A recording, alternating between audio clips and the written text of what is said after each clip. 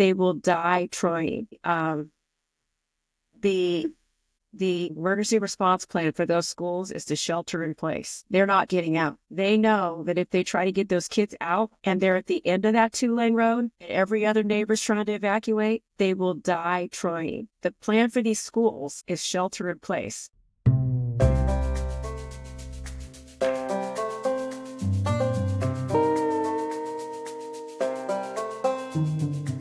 Howdy, folks, and welcome to the Goat Grazing Podcast. I'm your host, Max Wade. Are you an aspiring goatrepreneur looking to start your own goat and sheep grazing operation? Or maybe you've already got a herd out there earning its keep and you just want to learn a little bit more. Or possibly you're just fascinated by this amazing industry like I am. And if so, then this is the podcast for you. Folks, cannot tell you how excited I am about today's show. On today's episode, we have one of the goats, and I'm not talking about the four-legged bah kind. I'm talking about the greatest of all time. We are talking with Andree Soares with Star Creek Land Stewards, based out of Los Banos, California, serving with their huge herd of goats and sheep, doing amazing work in the whole Northern California region. Andree, welcome to the Goat Grazing Podcast. Thank you. Thank you for having me. You're so welcome, and I appreciate the work that you do. I appreciate you taking the time to do this. I know you're busy, so we're going to dive right into it. Can you give me kind of the 30,000-foot view of what is Star Creek Land Stewards? Star Creek Land Stewards is a sheep and goat grazing business. Its primary focus is to reduce biofuels. That is our primary source of revenue, although we do our own breeding of animals as well and sell some of those offspring after we are replacing our own annually. So give me an idea, how many animals are you talking between goats and sheep?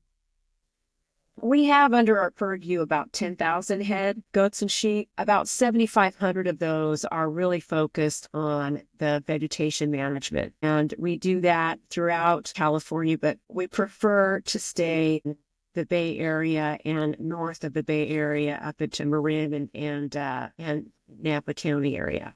I cannot imagine that many animals at that scale. 10,000 animals in total. There are so many questions and so many things I want to talk to you about. But before we do that, I need you to take me back on a journey through time and tell me, how did you get started with Star Creek to where we are now with 10,000 animals? Sure. So it wasn't really a direct route. It's a little circuitous. My family has been in the commercial sheep business, meat and wool focus, for over 100 years. Both of my grandfathers immigrated here from the Basque Country in Spain and came here, connected to the sheep business, eventually got their own herds and had their own businesses, and that was their way of life. My father followed in his father's footsteps. His father passed away when he was like 18 years old, and he and his brother took over the commercial sheep business. Married my mother. Eventually bought out my mother's father's sheep business. So it really was all we knew.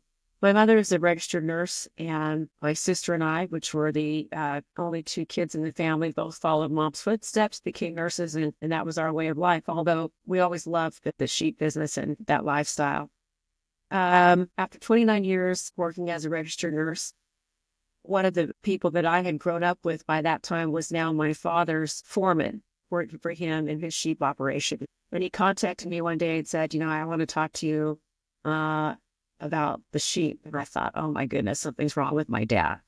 And so we met, and he tells me, he knew about this business. He had been helping this gentleman who owned this business in the Santa Cruz Mountains. My dad had gotten in touch with him, and this gentleman wanted goats on his property to transform it, reduce the vegetation, and try to get it converted back to the natural state of it. And it was really overgrown, hadn't had any livestock on it for a long time. And my dad had gone over to visit it and said, I think you don't need sheep. I think what you need is goats. So he said, I'll have Emilio, who's now foreman, help you. And so that started my family being connected with that business. And then Emilio started working for both he and my father at the same time. And then that gentleman really was not he was a land development type, wasn't really a livestock person, had no intention of really pursuing a business like this. I mean, he had achieved his goals with his property, with the goats that Emilio had helped him to maintain, and he was ready to liquidate and go on. By that time, they had really demonstrated on the ground the value of goats that had been doing a little bit of paid grazing at that time. And Emilio came to me and said, I think there's a real business here, and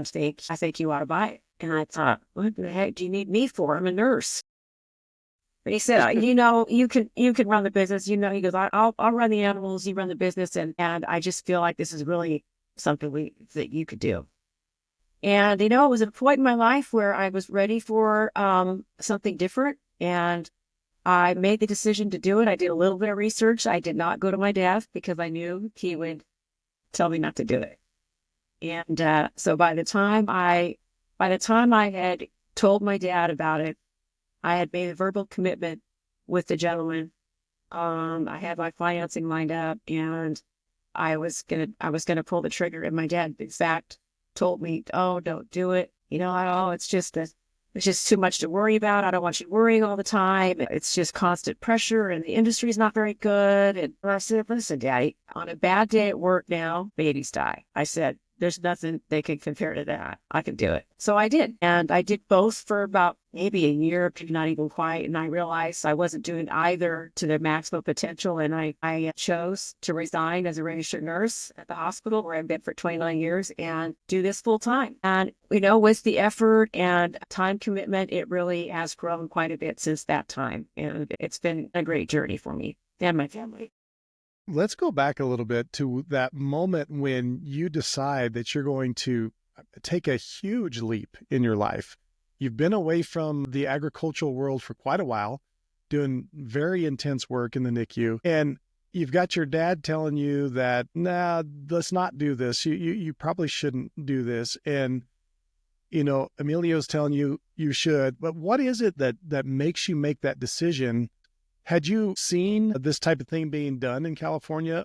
What was it that gripped you and said, "Hey, this is something I need to be doing"? When at first I couldn't believe what he was telling me. I said, "What are you telling me? You're telling me people are going to pay us to feed our animals?" He says, "That's what I'm telling you. There's a lot more logistics. It's not the same animal husbandry system that we use for the meat and wool sheep." He said, "It's different. It's more labor. It's a lot more moving pieces.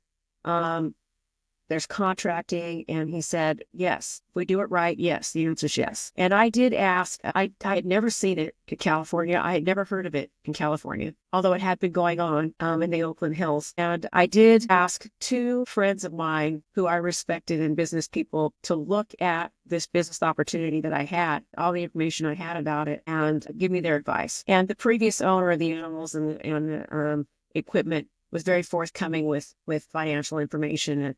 And I had two of my friends who I respect look at this. One said, "Definitely don't do it," and one said, "Do it." And so that wasn't exceptionally helpful.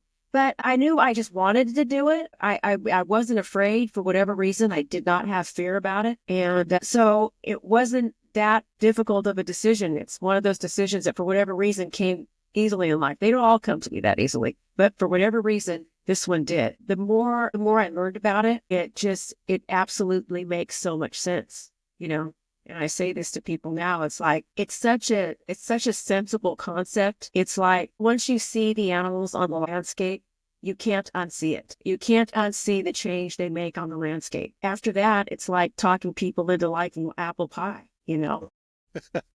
So it really just is. It just makes so much sense. Well, going back to that, now you said when you started this, your history was with sheep, and this new company had goats. What was that transition like? I was very curious about it because I lived in the Central San Joaquin Valley my whole life and drove that valley a lot, and every of the rural areas, and I'd driving to see a house over here and a goat here and a couple goats there, and we never had a goat. And I would often ask myself, why in the world does anybody have a goat? And so watching them, all one needs to do is watch them. and you learn just about all you need to know about their potential. Having the same herds, breeding your own, and having the same herds, raising them having them year after year after year, you really can understand how to maximize their potential and get them in the right spots for them. And once you understand what they can do, you really can help manage expectations for people who are considering bringing them onto their landscapes. But it just took some time and not that long to really watch and see the capabilities that they have, not just one or two, but it compounds in a herd. And it was just fascinating to me. Well, with that combination of goats and sheep, is there a strategy to what animals you're using on one project as opposed to another? Yeah, there is. So the goats, a solo herd of goats is really maximized if you put them into high brush areas. Taller vegetation, they will be motivated to get up on their hind legs, eat up the ladder fuels. They also will graze nose down to the ground. They'll graze grasses, but they can really impact the ladder fuels and brush. They can get into dense stuff, and they want to migrate into dense vegetation more so than just a herd of sheep would do. And so they will really impact brush. And if you add sheep to that goat herd, they will compete, and you will also then get the sheep into that brush that otherwise they wouldn't enter if they were in there on their own. So if you have mixed vegetation of really native grasses on the ground and brush, mixed herds are fantastic for that. Whereas a herd, just grass, you can really do with either sheep and goats. If you're really trying to meet the health demands of the species at certain times of the year, it's best. We find ourselves choosing to put just sheep on the grassier areas, especially during their gestation period. And so we do always assess the vegetation, consider the timing, consider the weather, and then prescribe what type of herd we're going to put on each location to maximize the goals and maximize the output of the animals. So our grazing season typically when we're out doing targeted grazing jobs is about from the middle of March, sometimes earlier if we do some vineyard work, which would be with sheep, but typically more like March through mid-October. And so during that time our breeding and our lambing and actual lambing and kidding season, specifically outside of those windows, or at least at the end in the fall, or at least getting some of those animals home. If they're getting closer to delivering, we bring them home, get them on stronger feed, and get those moms ready to start developing some milk production and preparing to give birth. So to have all of that contained in an iron environment where we can much better control, and that's closer to home. As you were going through this transition and getting into this whole idea of utilizing goats and sheep to transform landscapes for lots of different reasons, fire management and fire mitigation, reducing fire risk was a huge part of that. Can you talk about how that impacted your decision and your path to where you are right now? So one of the relationships that the prior owner already had intact was with the regional park district in California. And they had been doing some targeted grazing with sheep and goats for a number of years, since that was really spurred by the Oakland fires in the late 80s, early 90s, I believe. And so that relationship was intact. And that's when I really began in talking with those fire crews and the fire captain who managed that contract within that regional park. And the contract that they had in place for fuels reduction for goat and sheep grazing was handled by the fire captain. So that fire department really recognized the value of that. And they grew that program over the next several years to what it is now, which is quite significant. There are 3 different contractors on that project every year. And so that's where, in those conversations, is where I really learned the consumer and public value that the animals were providing, and that benefit of security and managing the fuels. Sometimes, there's not just one justification for using livestock, that they do it quietly. They get into areas that mechanical means cannot. They don't use fossil fuels. There's just so many good things about it. I'm not saying there's not a place for those other methods, but there certainly is a place for grazing. And so the more I saw it and talked to people who had been users of the grazing service, is when I really started being able to develop just a love and a passion for it, such that you just have to talk about it. And especially if you get someone to look at it, you can't unsee it. Across my social media platform, because of the recent catastrophic fires in LA, people have been filling my inbox. I mean, and thousands of comments of folks saying, why doesn't California do this? Why doesn't California use goats to manage their wildlands so that we don't have these catastrophic fires? Now, this has been going on for a while in California, right? I mean, you're not the only operation out there doing this. How long has this been going on? And why do you think folks don't really know about it? I think it's been going on for it's more than 20 years, because it was as a result of the Oakland fires, if I'm not mistaken. So, but not very widespread. I would say it really started growing probably around 2016 or so. And it's just the municipalities that I see interested in this service, and really it's growing every year. Now, why is it not even more widespread? I think that if people haven't been, California is a large state, number one, if you've not been exposed to it, and you're not actively pursuing alternate means of vegetation management, then it may not come to mind for people that are decision makers. The other thing that I've noticed in my experience and my perspective after evaluating it in municipalities and public agencies is that as younger people are taking over some of those middle management positions and management positions and able to influence decision making, they're the ones that know about it. They're the ones that see it. So as they're able to influence the decision making at the agency level, public agency level, that's where I've seen that grow. And I think that will continue to be a reason for growth in this business. I know that there is grazing down in Southern California. And I know that there were extraordinary circumstances that played into the devastation in the latest fires down there. Why there had not been more vegetation management in those particular high-risk areas, I can't speak to that. What I can speak to is there are successful programs going on in areas that are very similar to the high-focus areas that burned recently. I will tell you, up in Marin County, they have a remarkable program, multiple agencies involved. It's really a key program for the state to watch. And they've been able to demonstrate amazing things. They have been using grazing along with all the other means of vegetation management.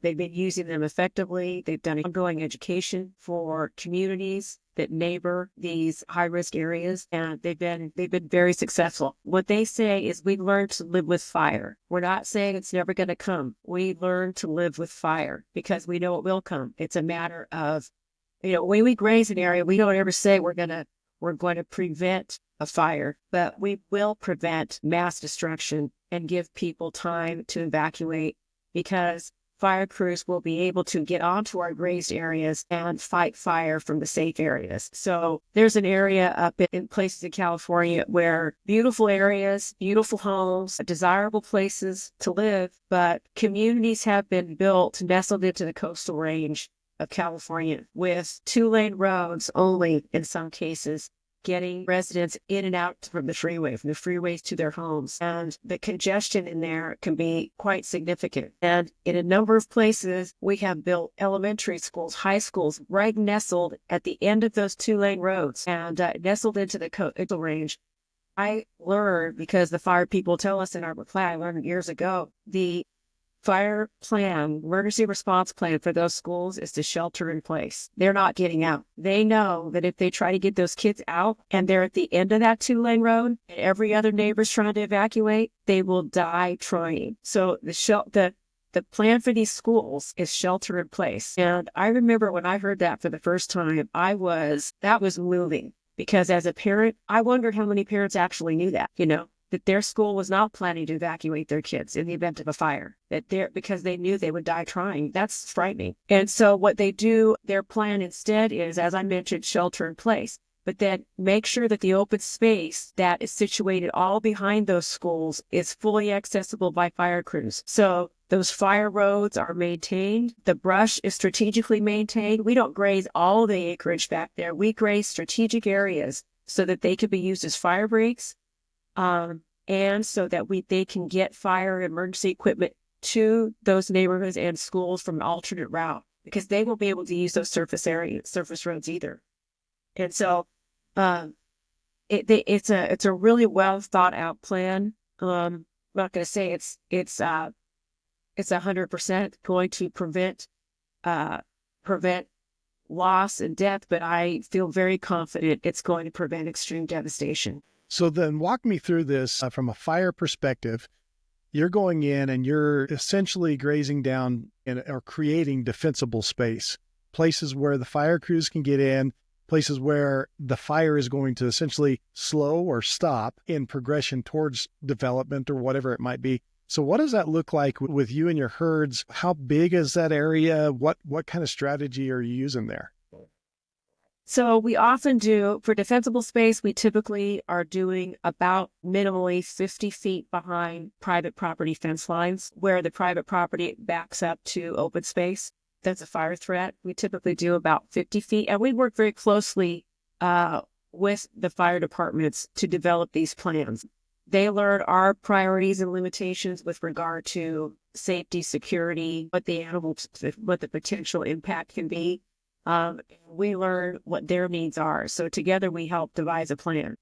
We will do typically the 50 feet perimeter around the back side of private property fence lines, or no fence line, but private property, whichever it is. And then we will often do strategic knolls, so they know they can land a chopper there. We will clear along either side of the fire roads that gets them to those knolls, so they can get fire trucks in there without causing a fire. And we work with them so that the movement of the herds is efficient. We try to patchwork properties together so the animals are walking most of the time from one location to the other, one paying client to the next. And so we work all of that out in advance. The public agency that oversees all of that, they do the majority of the communication with the neighbors as with regard to the potential, how important it is, what they could do to help the community and the fire department, or the fire district in some cases, whoever's in charge of managing the fire prevention plan, and along with us, develop the grazing plan, taking into consideration things that I mentioned, impact that the animals have, what we need as far as access, safety, security, water, and then private resident contributions and their goals, and the overall scope of what, once they patch everything together, sometimes they identify this is going to look really good as far as fire prevention, but we have a missing link over here. And so we figure out how to piece that together. Let's get into some of the logistics of this. You're talking about, you said a little over 7,000 animals that are in productive grazing most of the time. I can't imagine the logistical challenges that you have in all of this. How does this work? Do you have all 7,000 in one place at one time? Or are you spread all across California? What does this look like? We're spread out. Historically, we have done kind of one-off projects. We've been down close to the Mexican border for 45 or 60 days one season on a U.S. Forest Service property, which was a really great project also. But typically, we are doing, one time we could be spread out around 5 to 6 counties in the North Bay and Bay Area. So we had a meeting today. We're working on our grazing plan, which is going to kick off here pretty soon. And we will have at one point probably 13 different herds. Majority of those herds that will be grazing, probably the greater half of those will be in herd sizes of 400. That number works for a lot of reasons for us. Transportation is one of them. But some herds will be up to, 1,000. Some will be 800 for a very short period of time, and we'll get down to herd sizes of 200 because the areas that we need to get into won't tolerate 400. And so it really varies during the season. With each herd, we have a herder who stays on site with the animals. And then we also have other employees that are kind of roving. So they'll move around from herd to herd, contribute and provide help with moving, delivering water as needed. So you mentioned something about the size of the herd, say 400, has a lot to do with the transportation requirements of that. So is that because that's how much your trailers will hold? It's a number that works for us as far as moving animals, considering the distance we have to deploy gooseneck trailers. So that 400 is the gooseneck trailer number. When we're really in the thick of our season and all of our animals are already away from home and in the Bay Area, 98% of transportation needs for those 5 months happen with gooseneck trailers because we can't get large semis in most of the places where we go. It's just too tight. We usually deploy 2 gooseneck trailers at a time, and each one will make 1 to 2 loads for a move. That's how it works out for us. And so because we have to deploy our trailers from about at least 2 hours away every time, plus time if there's traffic, in a day's work, that's about sending 2 goosenecks to do 1 to 2 trips each once they're up there and get back home is what makes sense for us. Let's talk about one of these projects. I know it varies from one to the other, but on average, how long is your herd and your staff out on site? So that all depends on the scope and size of the project. Typically, our herds are doing about, now seems like a huge range because it is, but that's what makes our job it's always a guessing game. We play with Mother Nature because we're always dependent on the precipitation and the subsequent vegetation. And we're also dependent on, if we're going to a returning site, dependent on the impact that our previous year's work has modified the vegetation. So typically, we're probably moving with about 400. We're moving at about 1 to 1.75 acres per day. The way we would move into an area is we would go in. Let's say we're doing a 20-acre piece with 400 head. We would probably go in and make a paddock out of our electric fencing, probably 1.5, 2 acres, depending on how wide. If it's a real narrow piece, you have to modify, but on average, I'd say they do about a 1.5, 2 acre paddock. Get them to graze that effectively.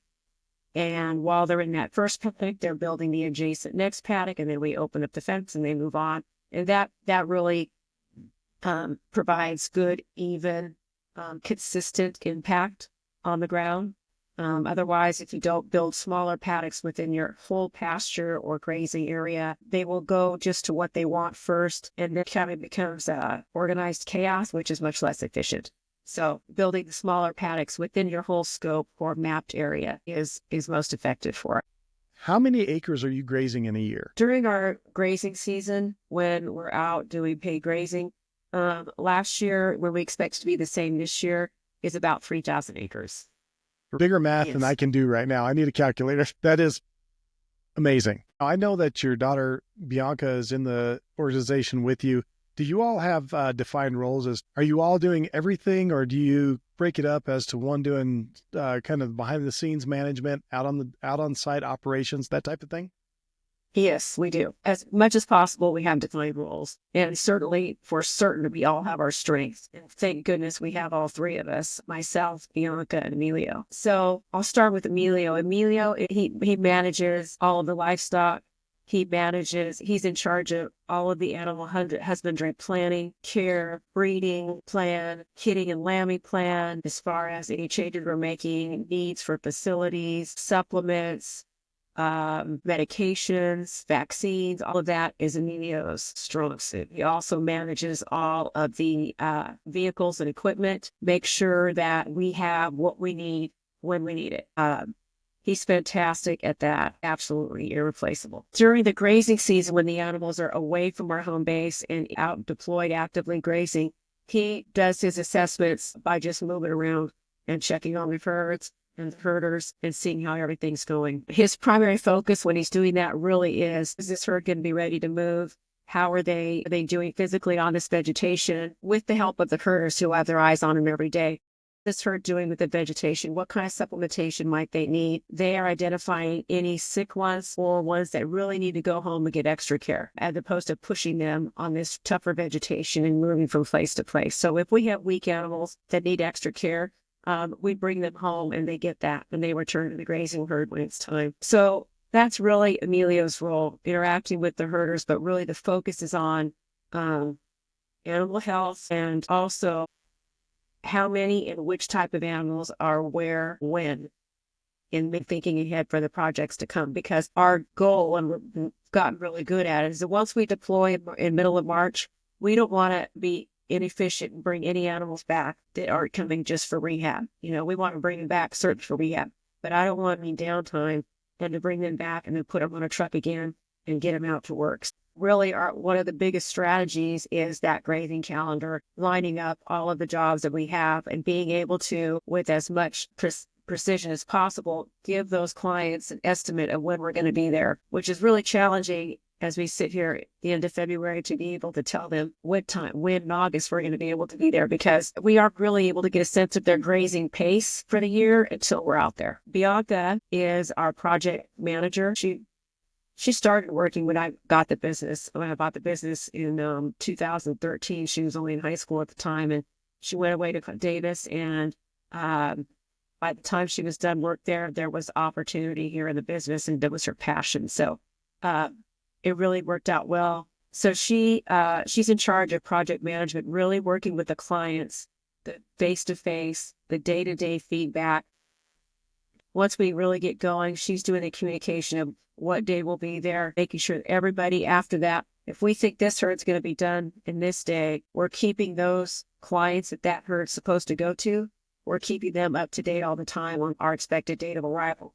But when we're doing that with 13 herds, and that is constant, those dates are constantly changing. It's a big job. So Bianca really is in charge of that. She visits the herds constantly, making sure that the herders have what they need, takes care of all the client communication, meeting with the project point person that has hired us to come in as the project's going on. Is this managing expectations, making sure that we are doing everything that we agreed that was going to get done on the outset of the project. She's also in charge of, as you've seen, our social media. She does all of our employee safety training, any other education that needs to take place. So that's really Bianca's role. Having Bianca come on has really freed me up to focus on some of the administrative stuff. So I do the contracting, the bidding. Bianca helps with the bidding as well.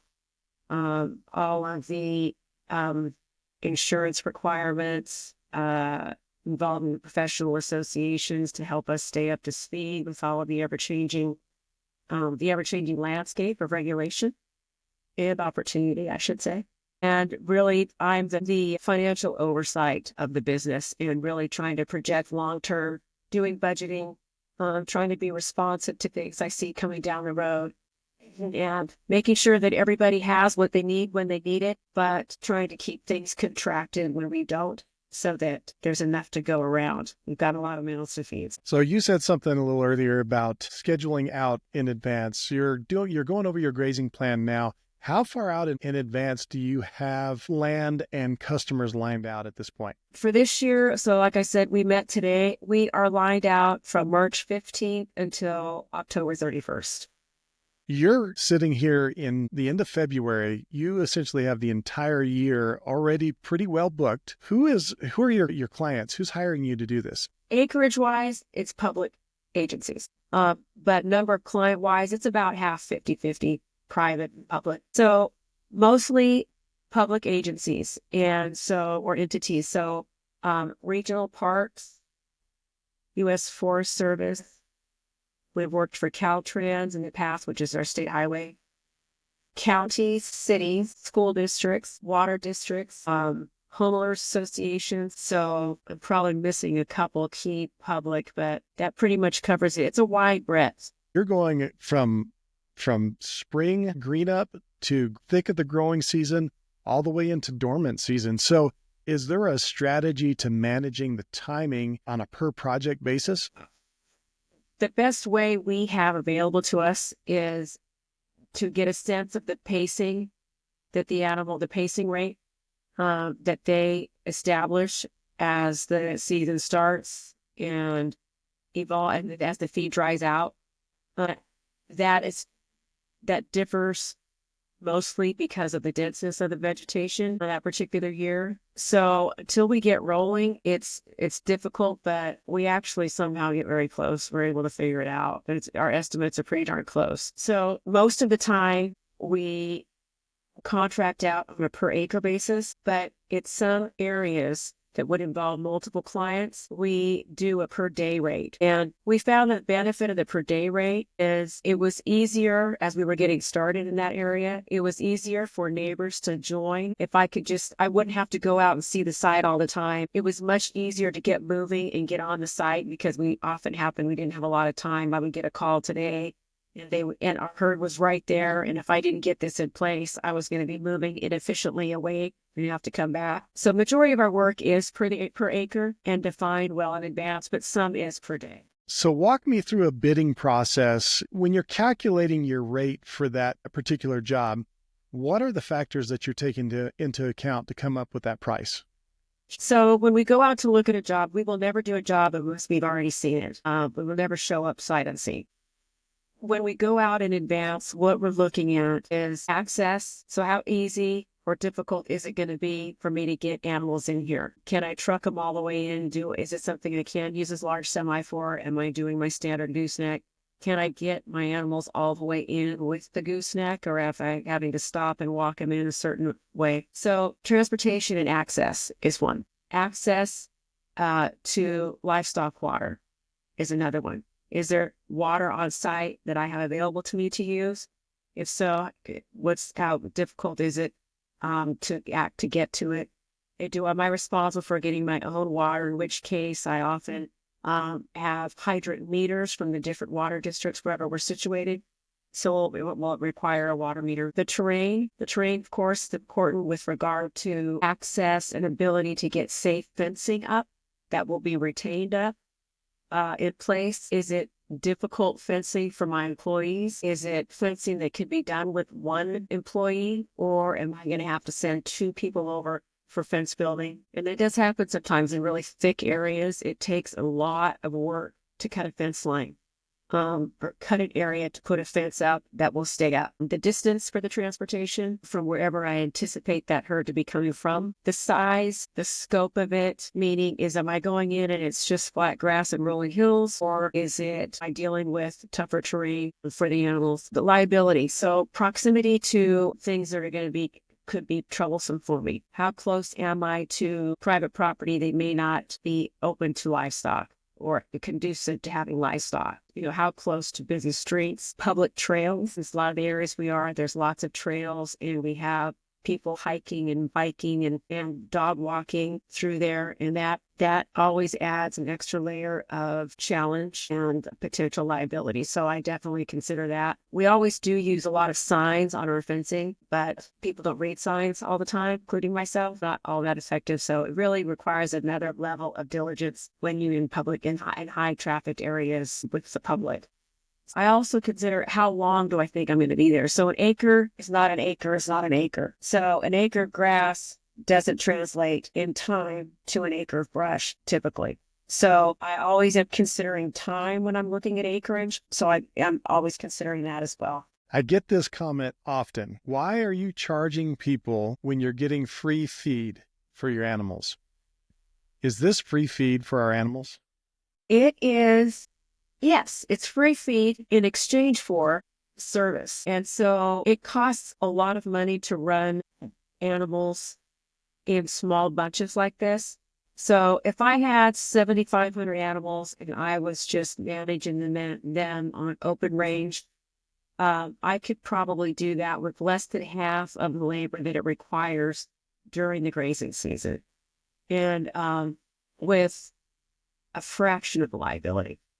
And so it takes a lot more logistics and parts exposure in this type of service aspect of the livestock business than it does for a commercial aspect of the livestock business. And so because of that, it is a service-based business, and not everybody can make a transition really from a commercial outfit to a service, you have to have the mindset. You have to be willing to be in a service industry, and that's not for everyone. That's a gray line, right? Because you're so heavily involved agriculturally, but this industry is not necessarily seen as an agricultural practice, very much a service practice.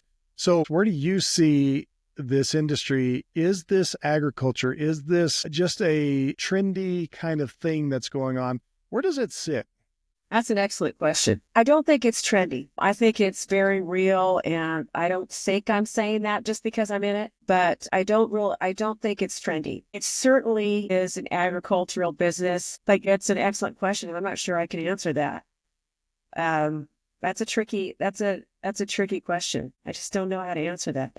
I often feel like I'm in no man's land. We're kind of floating in this world between strong agricultural background and environmentally conscious conservation world. And in the middle, we overlap in that in some way. Do we have a home other than just our own industry? And it's a struggle at times. That's a good question. I know this. Insurance companies out here don't know what to do with this. There is no code for goat and sheep grazing as a service of any kind.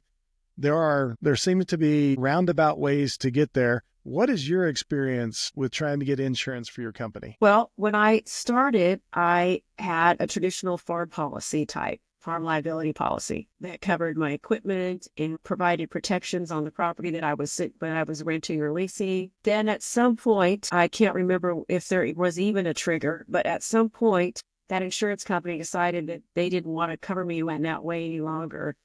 And for a while, it was difficult to find a home. I eventually found a home, thank goodness, but I was covered as similar to a landscaping business. It was very difficult to get anybody to see it differently for a while. I now am back to a regular farm policy. That's helped save some costs for me. I'm not sure that it's a permanent home. I'm not sure that I'm not going to get kicked out. And in this business, you need to have a lot more liability coverage. The public aid agencies just simply require more coverage, higher limits of coverage than I would normally carry in a regular farm policy. They're very specific about their requirements for contractors because you end up being a public contractor. So let's take a step back here and get back out into the field and talk about your herders, your crew. You've got 7,000 animals out on jobs. You've got several more thousand back at the house. How many people do you have running in the operation, and where are you getting all of your employees? So we have at peak season in the summertime, we'll have about 22 employees. And because the nature of our work is seasonal and temporary, ebbs and flows, we're grazing portion of the year, then we're focused on lambing and kidding a portion of the year. We're eligible for H-2A sheep and goat herders. And so that H-2A guest worker program is a federally operated program by the Federal Department of Labor and calls out some very specific eligibility and working procedures for herders who come to work for these jobs. Right now, the primary source for that labor is, for most people that are using that type of labor for sheep and goats, is Peru. And so I work through an agency that facilitates all the legal logistics of managing those visas, managing the visas. I work through an agency to get that labor. And typically we have a lot of the same herders that come back to us contract after contract, and family members. And we had one that I always like to tell this story. He was around for a very long time. My father was still around, and he went home kind of reluctantly to Peru for the last time, meaning we weren't going to be bringing you back for another contract. And he was 81 years old.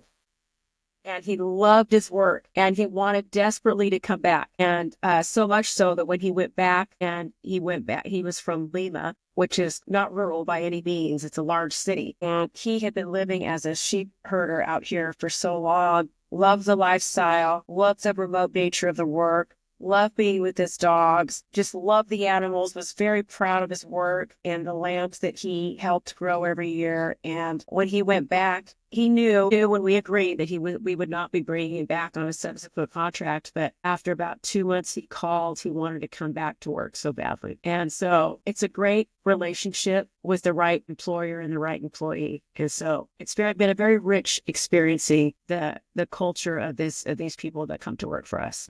It was in the news quite a bit over the last couple of years, the California legislation as it pertains to H-2A employees, as well as now the pressure federally from Washington as it revolves around migrant workers and immigrants. What kind of effect are you seeing with all of those things? So,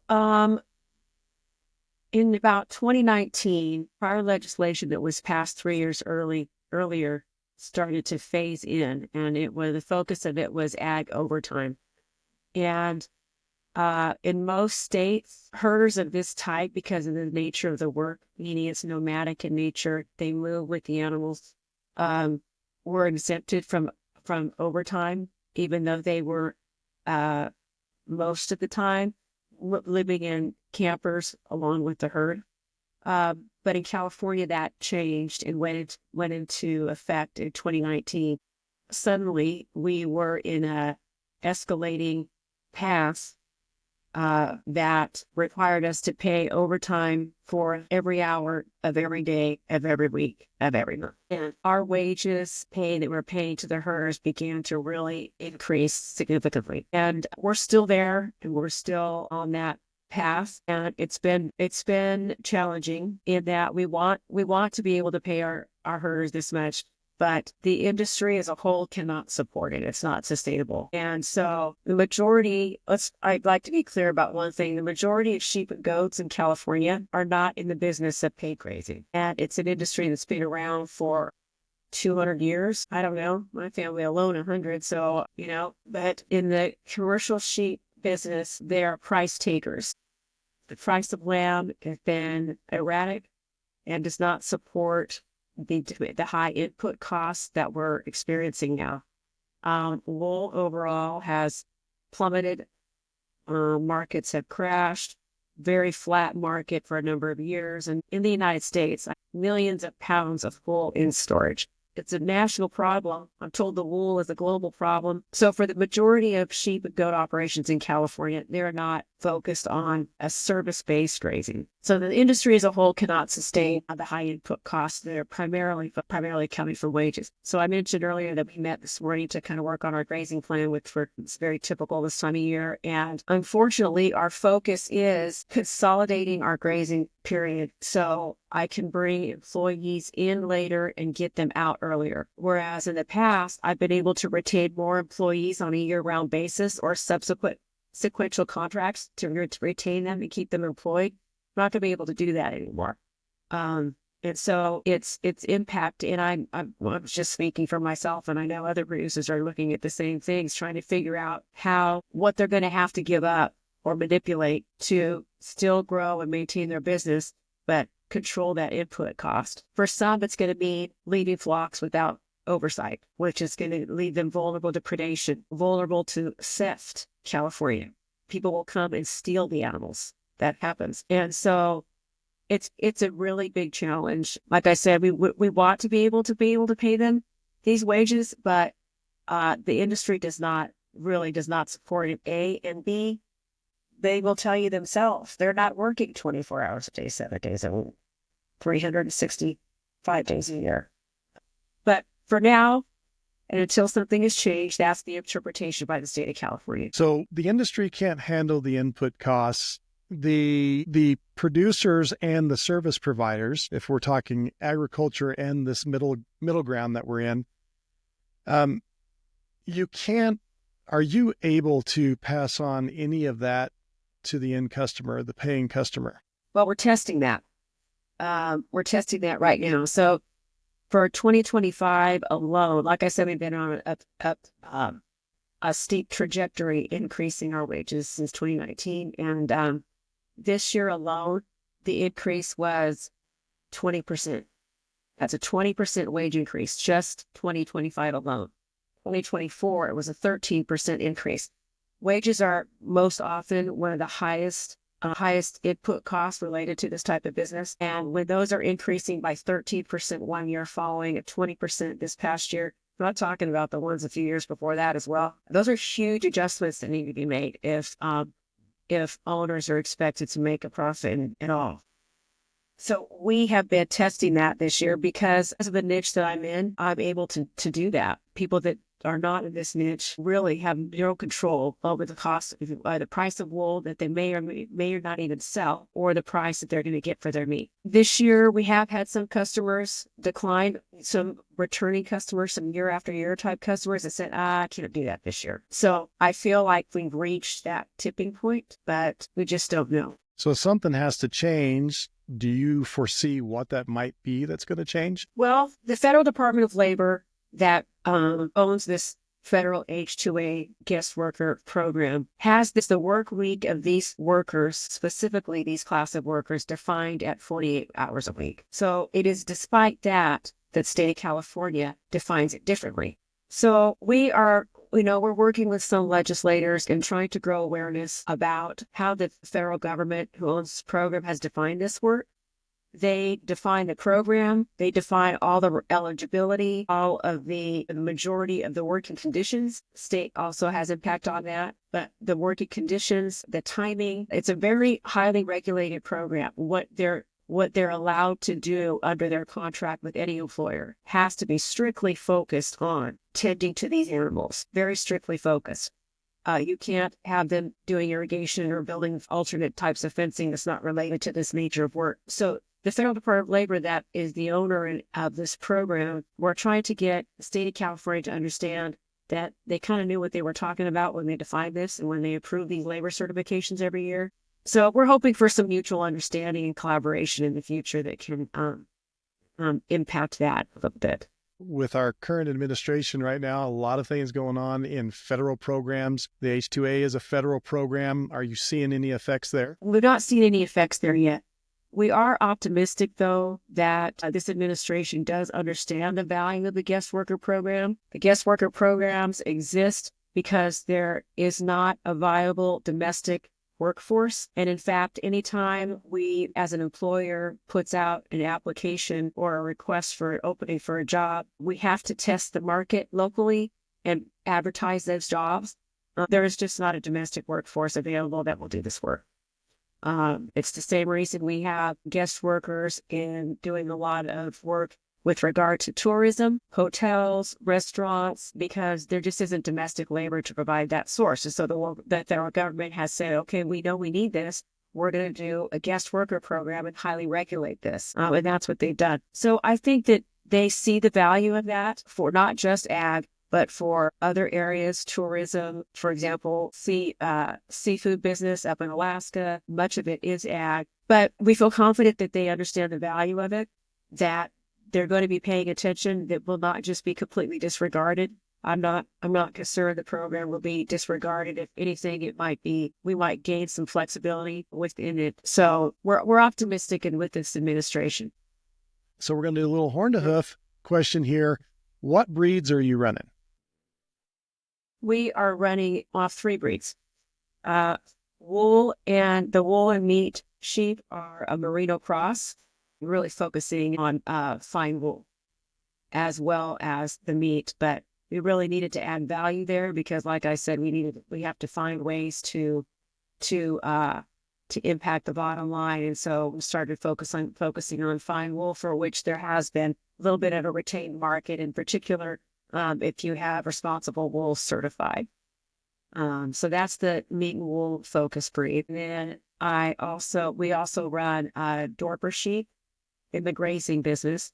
We run Dorper sheep, which are a hair sheep. So you don't shear them. Some people do, but it's not necessary because their hair will eventually just fall off. It's not a valuable byproduct as far as economics. So those are Dorper sheep. And then Spanish bull or cross goats. With the different breeds of both sheep and goats that you're raising, are you selling a value-added product in the way of meat and fiber for across the board with goats and sheep? Yes. So we sell meat and wool sheep, the merinos, we sell those lambs every year with the exception of the new lambs that we keep to retain and grow the herd if that's what if we're growing or contracting, whatever.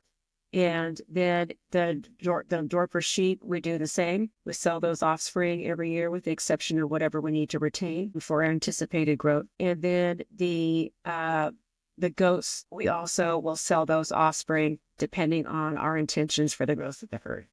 What is your split between sheep and goats in numbers? It's probably about a 70-30 split, 70 goats, 30 sheep. What kind of dogs and how many dogs do you think you're running out on the operation? The dog question. Nobody will I don't want to know how many dogs we have. I forgot to tell you, Bianca's in charge of dogs too. That's her, and that's a huge responsibility. We absolutely have to maintain vaccination records for those dogs when they're out on jobs, because things happen and things have happened and you must have those records available. So, we have more than 50 dogs, more than 50. More than 50 dogs. What's the breakup between livestock guardian dogs and herding dogs? We probably have about 18 to 20 livestock guardian dogs and about 30 border collies. On any particular job, is there a number that you're looking for, to the number of grazing animals to the number of livestock guardian dogs and the herding dogs that you have? So every herder during the grazing season will have two border collies. And then depending on, the size of the herd, the larger the herd, typically the larger paddock they are contained within. So that a larger paddock can tolerate 2 dogs. Might need 2 livestock guardian dogs. So in the larger paddocks, we'll have 2, probably no more than 2. And then for the majority of the jobs where we were working in herds of 400 during the grazing season, typically we just need 1 of those at a time. But often we have one of the pup or 2 are a pup and they're getting trained by their other one, the older one. And so it would not be unusual to see 2 livestock guardian dogs even within a small paddock if we have a pup. What kind of predators are you facing out there? Some mountain lions. We've had bad experience with mountain lions. Coyotes don't really bother us with our livestock guardian dogs too much. They're very, very effective. So that's basically what we're up against. Yeah. And people. Always. Sometimes their bark is just perfect, Talk to me about, on this scale, your parasite prevention, control, and hoof trimming. So parasite control, I believe we're doing that twice a year. We try to alternate treatments. That seems to be working well.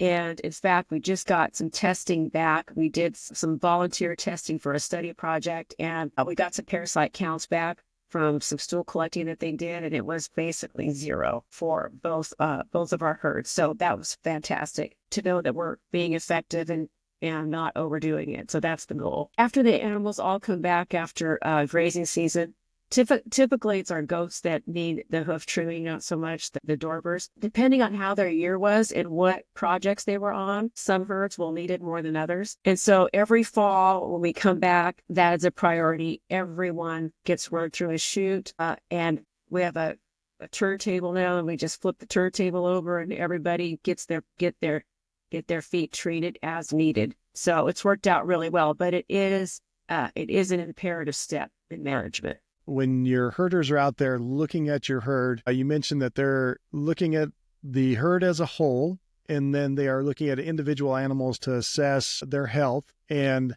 treating accordingly. Is that right? Yes. So typically they'll, what they're looking at when they're looking at the animals is they're looking at their eyes, they're looking at their mouths, they're looking at their coat, and they're looking at their overall body condition, tracking that, seeing if there's trends to that, and if any particular animal or the whole herd is starting to change in a certain way and might need a certain supplement. And so when I say supplement, I'm meaning salts, minerals. Sometimes we bring in corn for the animals that are in particular the late bred animals that are really needing higher nutrition. So the herders are assessing that all the time. And they have a really good eye for these animals that they are with every day. And then in particular, if they have, for whatever reason, what sometimes happens just from the terrain or sometimes loading and unloading, they may get an abrasion on a foot or something. And so they may treat them with a little antibiotic and watch it.